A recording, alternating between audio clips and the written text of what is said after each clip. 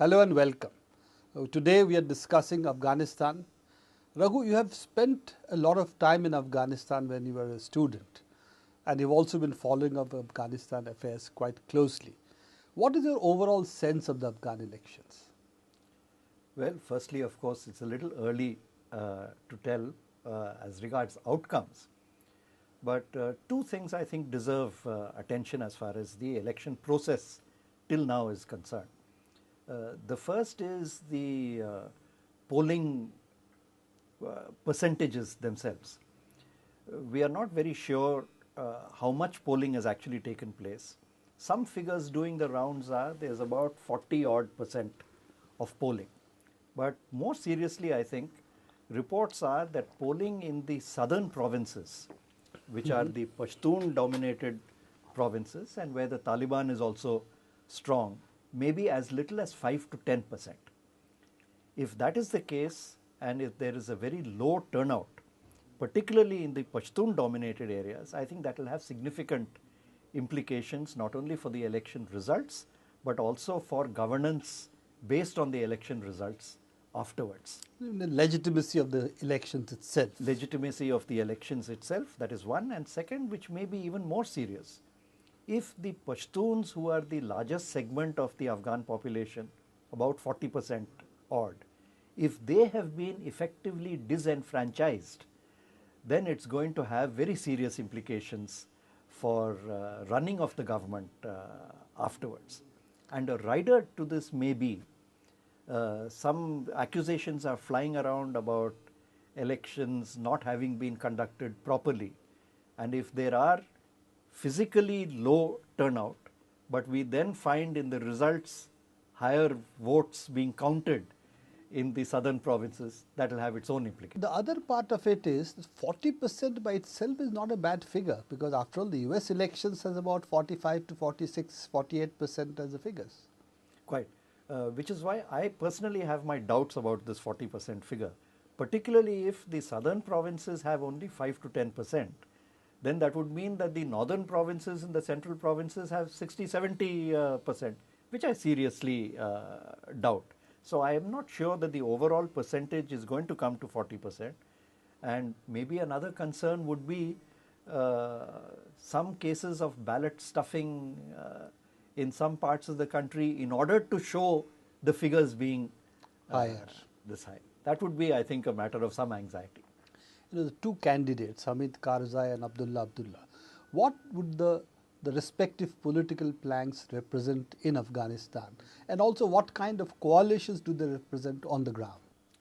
As you know, political parties as such don't have much relevance in Afghanistan. But it's interesting that Abdullah Abdullah is formally a candidate of the United Islamic Front, formerly known as the Northern Alliance. And a part of the front are many forces who are today aligned with Karzai, like Karzai's vice presidential candidate, who was formerly the military commander of the Northern Alliance, Ismail Khan of Herat, Rashid Dostum, who has made a sudden appearance. All of them are part of the United Islamic Front but are allied with Karzai. So I think in terms of a political platform, a key difference might be that some of the forces who are part of the Northern Alliance are still with Abdullah, whereas Pashtun-oriented groups tend to be with Karzai.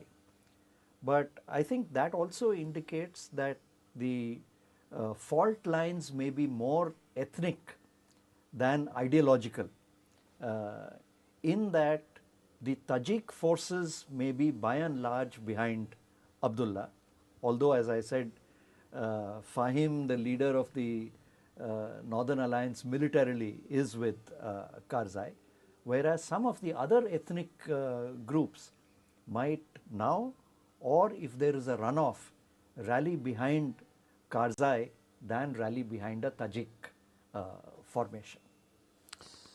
So early trends suggest that Karzai has a slim lead over Abdullah Abdullah. What do you think are the prospects? Do you think it will go to a runoff? Do you think the Karzai's lead is going to continue? As far as predictions is concerned, of course, based on a 5-10%, it's very early. And the second thing is that we don't know which part of the country these early Figures trends are coming from. So we have really no way of knowing whether Abdullah has scored heavily in some areas or whether Karzai is not doing as well.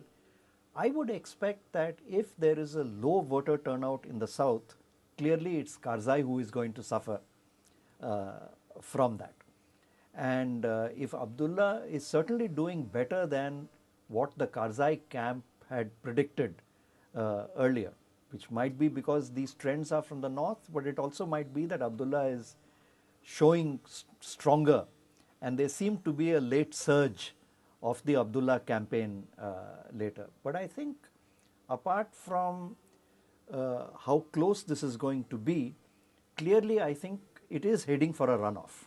I don't see Karzai being able to cross the 50% figure.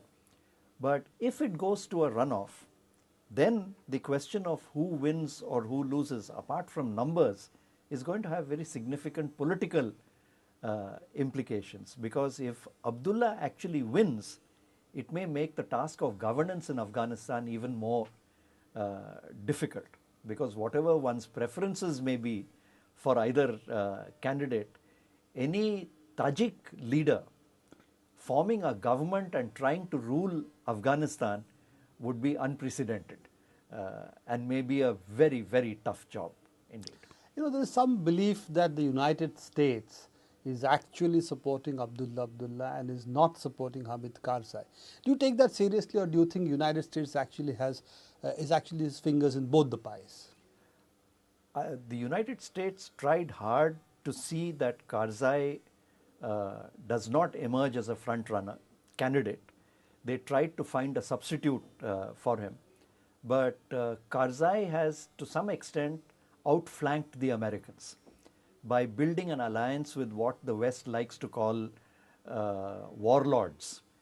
Basically, regional chieftains who have always been chieftains of their respective areas, and that's how Afghanistan has been governed. And Karzai has formed alliances with, like I said, Ismail Khan and Dostum and Yusuf Kanuni and others. I don't see the Americans having a preference for Abdullah for the reasons I mentioned earlier, because it will be difficult to govern Afghanistan from a Tajik platform. But I think the Americans will be in a slightly difficult position whichever way the elections go, and they will find themselves somewhat analogous to the situation in Iraq now, where the government is not exactly predisposed towards the Americans. Towing the line fully. Towing the line fully. So you do think that if Karzai, for instance, wins, or whichever government wins, there is going to be, in that sense, some distancing from the American policy on the ground. But looking at the American build-up in Afghanistan today, that doesn't seem likely. I think what we are likely to see is two things happening simultaneously. We will see a stepping up of the military presence of NATO and the US, and whichever government rules Kabul will welcome that, because they cannot govern in the absence of a security guarantee or an improvement at least in the situation. But simultaneously we will see whichever political formation comes to power trying to strike a slightly more independent posture vis-a-vis the Americans. And I think we are likely to see both these trends taking place simultaneously. Most of the major candidates, including Karzai, have said that they will try to strike a deal with the so-called moderate Taliban after the election. So that's another process which I think is going to gather momentum. Thanks a lot, Raghu. I think we have come to the end of our discussions on Afghanistan.